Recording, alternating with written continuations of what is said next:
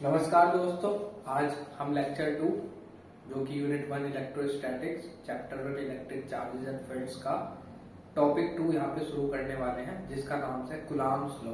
तो आप हेडिंग डाल दीजिए अपनी कॉपी में, कूलॉम्स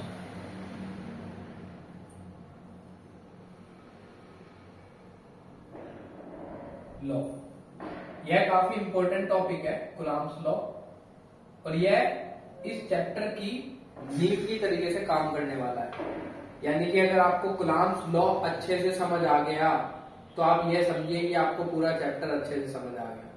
तो आप इसकी डेफिनेशन या फिर इसका स्टेटमेंट लिखना शुरू करिए। मैं बोलता जा रहा हूं, आप लिख सकते हैं। The force between 2 point charges, the force between 2 point charges is directly proportional to the product of charges, is directly proportional to the product of charges and inversely proportional to the square of separation between them। तो statement हो गया, the force between 2 point charges is directly proportional to the product of charges and inversely proportional to the square of separation between them. अब यह statement आपने लिख लिया होगा, इस स्टेटमेंट को आप पढ़ेंगे, पर यह स्टेटमेंट है क्या, उसे हम मैथमेटिकल फॉर्म में समझ लेते हैं। तो अब आप लिखना शुरू करिए कि जो फोर्स होगी 2 पॉइंट चार्जेस के बीच में, वो डायरेक्टली प्रोपोर्शनल होगी to the product of charges. यह दो चार्ज पार्टिकल थे Q1 और Q2। यह Q1 है, यह है Q2। तो इन दोनों Q1 Q2 के चार्जेस के प्रोडक्ट के डायरेक्टली प्रोपोर्शनल होगी फोर्स। यह होगी पहली इक्वेशन। फिर उसने आगे कहा कि जो फोर्स है वो इनवर्सली प्रोपोर्शनल होगी to the square of separation between them. इन दोनों चार्जेस के बीच में जो सेपरेशन है उसे हमने स्मॉल आर से डिनोट करा है कि इनके बीच की दूरी है स्मॉल आर। तो वो कह रहा है कि जो फोर्स है वो इनवर्सली प्रोपोर्शनल है, यानी कि 1 अपॉन है स्क्वायर ऑफ सेपरेशन, यानी कि आर स्क्वायर के। तो यह आपका इक्वेशन 2 बन गया। आपने क्या करा, इन दोनों इक्वेशंस को कंबाइन करा फ्रॉम इक्वेशन 1 एंड 2। दोनों इक्वेशंस को कंबाइन करा तो आपके पास आया F is directly proportional Q1 Q2 upon R square. क्योंकि Q1 Q2 तो डायरेक्टली प्रोपोर्शनल है और आर स्क्वायर इनवर्सली प्रोपोर्शनल है। आपने इन दोनों को कंबाइन कर दिया इक्वेशंस को, ठीक है। अब प्रोपोर्शनल का साइन हटेगा तो एक कांस्टेंट आ जाएगा।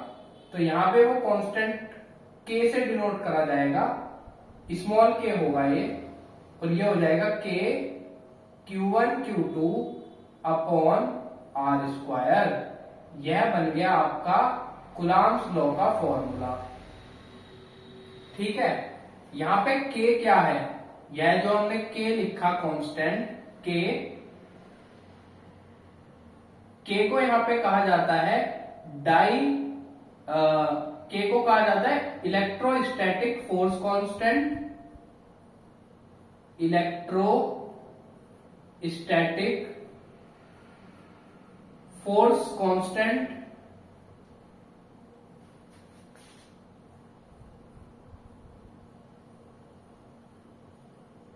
या फिर इसको कूलॉम्स कांस्टेंट भी कहा जाता है। Coulomb's constant.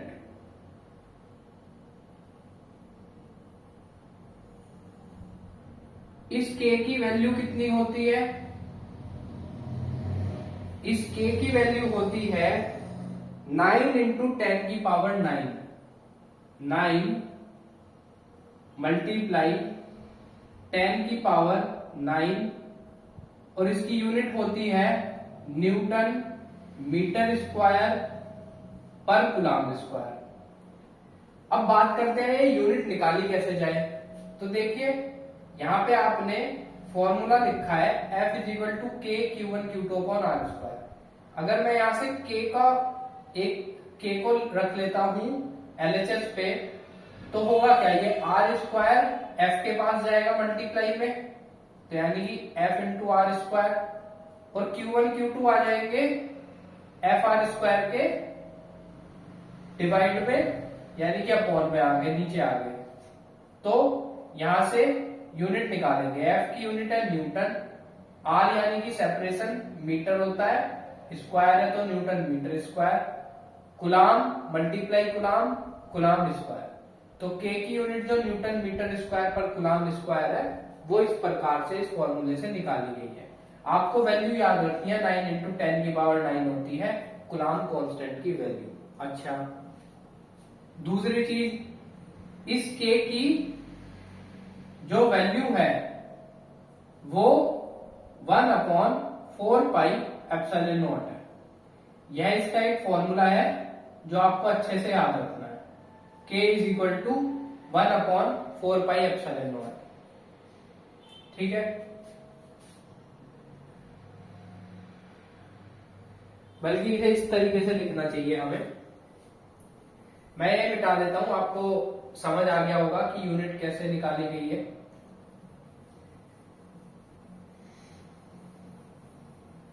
यहां पे आप लिख सकते हैं where K is equal to 1 upon 4 pi, यह जो सिंबल है ना एप्सिलॉन नॉट का, इसे एप्सिलॉन बोल रहे हैं, ये ग्रीक अल्फाबेट है, इसे बोलते हैं एप्सिलॉन, और ये छोटा सा एक जीरो लगाया गया है इसके पास, इसे नॉट कहा जाता है, तो एप्सिलॉन नॉट बोलेंगे हम इसे। ये होता क्या है अभी समझते हैं। यहां पे जो यह सिंबल है एप्सिलॉन नॉट, यह कहलाता है परमिटिविटी ऑफ एयर, वैक्यूम, या सिंपल लैंग्वेज में फ्री स्पेस।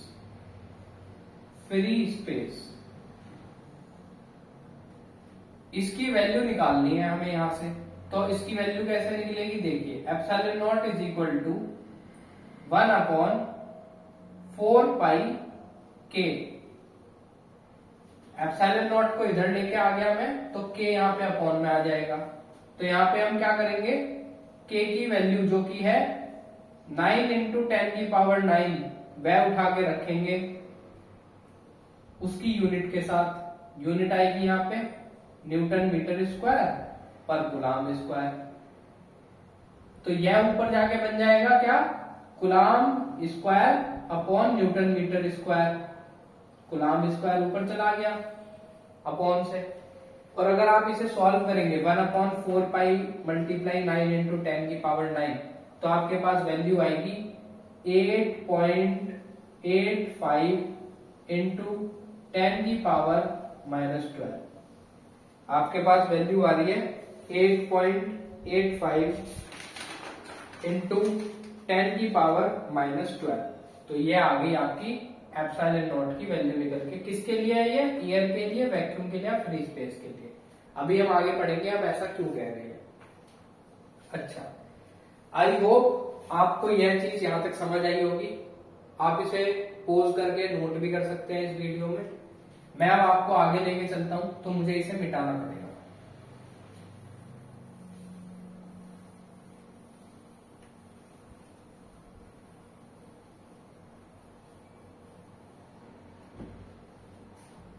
तो अभी आपने पढ़ा कि जो फोर्स का फॉर्मूला बना कूलॉम्स फोर्स का, वह बना 1 upon 4 pi epsilon naught Q1 Q2 upon R square. K की जगह हमने 1 अपॉन 4 पाई एप्सिलॉन नॉट रखा है, उसकी जो फॉर्मूले वाली वैल्यू है उसको यहाँ पे रख रखा है। अब हम बात करते हैं मीडियम आ गया एक, इन अ मीडियम, मतलब कि Q1 Q2 के बीच में सपोज आपने कुछ भर दिया, जैसे पानी भर दिया इनके बीच में, या फिर इनके बीच में कोई दूसरा मीडियम आ गया, एयर की जगह कोई गैस आ गई, जैसे मीथेन आ गई, तो वह क्या कहलाएगा, मीडियम कहलाएगा। वाटर, कोई गैस या और कोई लिक्विड या और कोई फ्लूइड क्या होगा, मीडियम होगा। तो जब कोई मीडियम आ जाएगा ना, तो अगर आप लॉजिकली सोचें तो इसके अंदर आपने एक चीज इनके बीच में डाल दी है, तो जो फोर्स इनके बीच में लग रही होगी वह डिक्रीज हो जाएगी। तो इन अ मीडियम जो फोर्स है वो डिक्रीज होएगी, फोर्स डिक्रीज होएगी।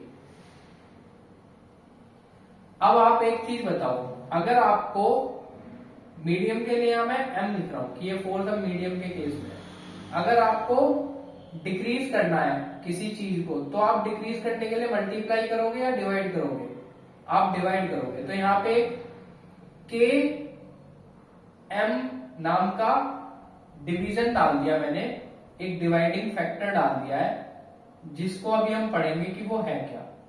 तो उससे क्या होगा, फोर्स डिक्रीज हो जाएगी, यह फोर्स डिक्रीज हो जाएगी। यह जो के एम है ये क्या है, इसे देखते हैं। वेहर जो के एम है इसको यहां पे कहा जाता है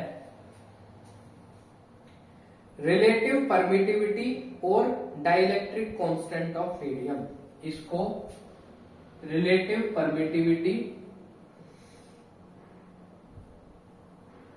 relative permittivity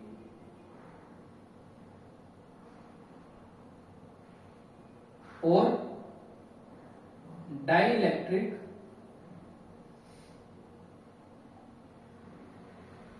constant of medium कहा जाता है। यह काफी इंपॉर्टेंट टर्म है, आप आगे जाके पढ़ेंगे कि डाइलेक्ट्रिक कांस्टेंट जो नेक्स्ट चैप्टर होगा उसमें खुद में एक क्वांटिटी होगी जिसको आपको अच्छी तरीके से पढ़ना है और समझना है। तो अभी समझ लीजिएगा कि इसमें होता क्या है। तो देखिए, अगर हम इस 1/4πε0 में km से डिवीजन डाल रहे हैं तो वह मीडियम के लिए बन जा रहा है। हम इसे इस प्रकार से भी लिख सकते हैं, हम Fm is equal to 1/4πε Q1 Q2 upon R square. हमने इन दोनों को एप्सिलॉन नॉट और Km को कंबाइन करके एप्सिलॉन m लिख दिया, एप्सिलॉन m लिख दिया,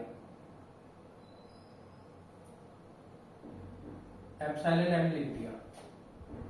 यानी कि अब आप कह सकते हो कि जो एप्सिलॉन m है वह एप्सिलॉन नॉट मल्टीप्लाई Km हो गया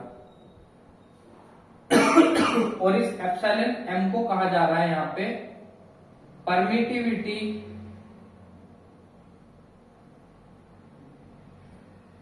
permittivity of medium, permittivity of medium, इसको कहा जा रहा है परमिटिविटी ऑफ मीडियम। मुझे उम्मीद है आपको यहां तक समझ आ रहा होगा। अच्छा, अब हम बात करते हैं ये जो Km था, ये Km की वैल्यू क्या होती है। तो देखिए, यह जो Km है यानी कि जो आपका रिलेटिव परमिटिविटी था, इसकी वैल्यू 1 से लेके 81 के बीच में वेरी करती है। 81 मैक्सिमम वैल्यू है जो कि वाटर के लिए होती है, H2O के लिए, और 1 मिनिमम वैल्यू है जो कि एयर के केस में या वैक्यूम के केस में है।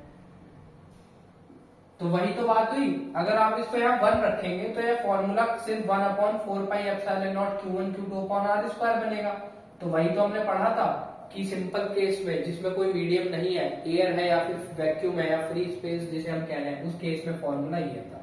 आई होप आपको यहाँ तक समझ में आया होगा, यहाँ तक कोई दिक्कत नहीं आई होगी आपको। तो आपने फॉर्मूला पढ़ लिया है कि मीडियम के केस में क्या होता है। मैं इसे अब यहाँ पे मिटा देता हूँ, आप पॉज करके इसको नोट कर सकते हैं।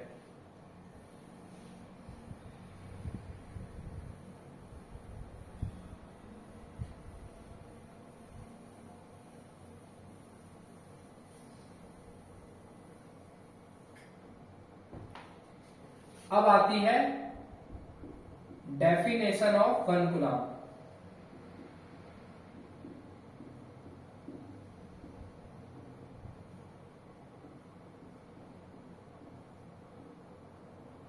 आपको 1 कूलम्ब को डिफाइन करना है।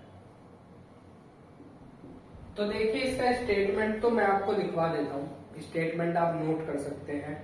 If two equal charges separated by 1 meter experience mutual force of 9 into 10 की power 9 Newton, then each charge is said to be 1 coulomb. मैं दोबारा से रिपीट करता हूं।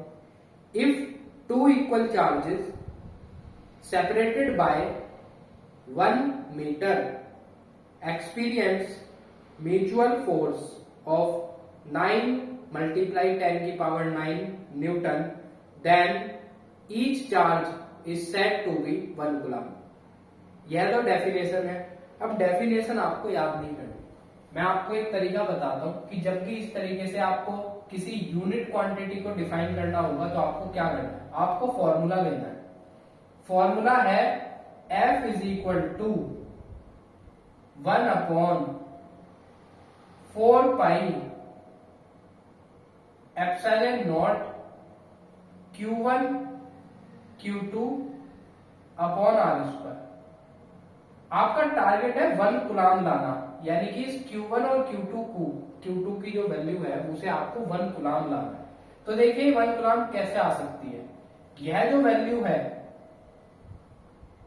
आपको पता है K है, K की वैल्यू यानी कि 10 की पावर 9 इंटू 10 की पावर 9 है।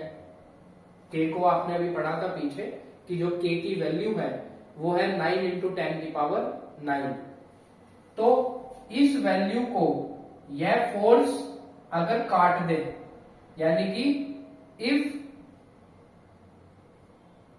F is equal to 9 multiply 10 की पावर 9 न्यूटन हो जाए एंड R की वैल्यू अगर 1 मीटर हो जाए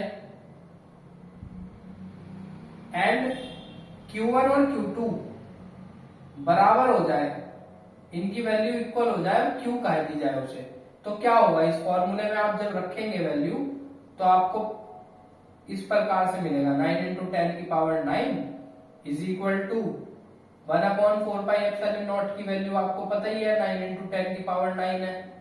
Q1 की जगह भी Q रख देंगे और Q2 की जगह भी Q रख देंगे और R स्क्वायर यानी कि 1 का स्क्वायर हो जाएगा। यह वैल्यू से यह वैल्यू कट जाएगी तो यहां से Q स्क्वायर जो है वो 1 आ जाएगा और अगर आप इस स्क्वायर को उधर स्क्वायर रूट में भेजेंगे तो अंडर रूट 1 यानी कि प्लस माइनस का 1 कूलम्ब आपके पास आ जाएगा। तो जो डेफिनेशन आपने पढ़ी थी वह एक्चुअली इस फॉर्मूले से ही बनी थी। कैसे बनी थी? If two equal charges separated by 1 meter experiences a force of 9 into 10 की power 9 Newton, then the charges is said to be 1 coulomb. तो ये कितनी आसान डेफिनेशन बन गई है आपके पास में फॉर्मूले की मदद से। आपको ना तो डेफिनेशन याद करनी पड़ेगी, आप इस फॉर्मूले की मदद से एग्जाम में इस डेफिनेशन को या फिर इस पूरे इस प्रकार से मैथमेटिकल रिलेशन से दर्शा पाएंगे। अच्छा, अब हम बात करते हैं एक बहुत इंपॉर्टेंट चीज की। देखिए कूलम्ब्स लॉ आपने पढ़ा दोस्तों, मैं आपको यहाँ पे जो भी लिखवा रहा हूं वह नोट्स में से ही लिखवा रहा हूं। यह नोट्स मैंने खुद ही बना रखे हैं, यह नोट्स मैं आपको प्रोवाइड भी करवाऊंगा। आपको यह नोट्स मेरे चैनल के लिंक्स प्रोवाइड करवाए जाएंगे पीडीएफ फॉर्मेट में, आप उसके लिए बिल्कुल निश्चिंत रहें। अच्छा, अब इस फॉर्मूले में जो कूलम्ब्स लॉ है इसमें एक छोटी सी कमी आ रही है। कमी ये आ रही है कि देखिए फोर्स जो है वो एक वेक्टर क्वांटिटी होती है। हमें पता है फोर्स के पास में मैग्नीट्यूड के साथ साथ डायरेक्शन भी होती है और यहाँ पे हमने पढ़ा कि चार्जेस स्केलर है। अच्छा, ये जो R होता है, R तो होता है वेक्टर सेपरेशन उसकी एक डायरेक्शन भी होती है कि वह 2 से 1 की तरफ है या 1 से 2 की तरफ है। जब आप उस दूरी को नाप रहे हैं, उस दूरी को मेजर कर रहे हैं, तो वो तो वेक्टर होता है। लेकिन आर स्क्वायर जो होता है ना, यह स्केलर होता है, क्योंकि आर स्क्वायर में आर डॉट आर होता है। और अगर आप मैथ थोड़ा सा पढ़ा है आपने स्केलर और वेक्टर, तो आपको पता है डॉट प्रोडक्ट हटके आता है कॉस थीटा। कॉस थीटा आता है, और कॉस थीटा आता है तो जो आपके पास में आर स्क्वायर आता है निकल के, यह स्केलर होता है, क्योंकि डॉट प्रोडक्ट स्केलर प्रोडक्ट होती है। तो यह जो पूरी की पूरी क्वांटिटी है, यह स्केलर है। यहाँ पे यह क्या है? स्केलर है। यह खुद में एक कांस्टेंट है, और कांस्टेंट वैल्यू स्केलर होती है। तो देखिए यहाँ पे हो क्या रहा है, यहाँ पे जो LHS है वो RHS के इक्वल नहीं हो रहा, क्योंकि एक तरफ वेक्टर है फोर्स और दूसरी तरफ स्केलर है राइट हैंड साइड पे। तो यह इक्वल तो हुआ नहीं। मैथमेटिकल यानी कि हमने जो है नोटेशन इक्वल का लगाया है, ये गलत है, तो हमें इसे सही करना पड़ेगा। सही कैसे करेंगे? ये जो RHS साइड स्केलर है, इसको वेक्टर बनाएंगे। कैसे? इफ वी मल्टीप्लाई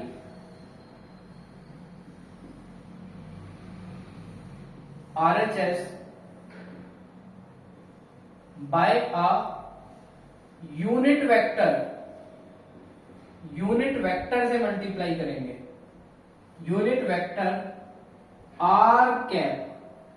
अब ये यूनिट वेक्टर क्या होता है? देखिए यूनिट वेक्टर होता है, यूनिट वेक्टर होता है, अगर हम आर कैप की बात करें, तो अगर वेक्टर आर को डिवाइड कर दिया जाए उसके मैग्नीट्यूड से, तो जो क्वांटिटी आएगी वह यूनिट वेक्टर कहलाएगी, वह यूनिट वेक्टर कहलाएगी। यानी कि इसके पास सिर्फ डायरेक्शन होगी, मैग्नीट्यूड जो होगा वह इसका 1 हो जाएगा, क्योंकि आप इस क्वांटिटी को उसके मैग्नीट्यूड से डिवाइड कर रहे हो। तो मैग्नीट्यूड से डिवाइड करने पर क्वांटिटी की वैल्यू 1 हो जाएगी, सिर्फ डायरेक्शन उसके पास होगी। तो यानी कि आर कैप एक ऐसी क्वांटिटी है जिसकी वैल्यू 1 है, लेकिन उसके पास डायरेक्शन है। तो अगर आप इस आर कैप की मल्टीप्लाई RHS से कर दोगे, तो आपके पास में जो फॉर्मूला है वह बनेगा F is equal to 1/4 pi epsilon naught Q1 Q2 upon R square, और यहां पे मल्टीप्लाई में आर कैप। तो यह हो गया Coulomb's law in vector form, यह हो गया Coulomb's law in vector form.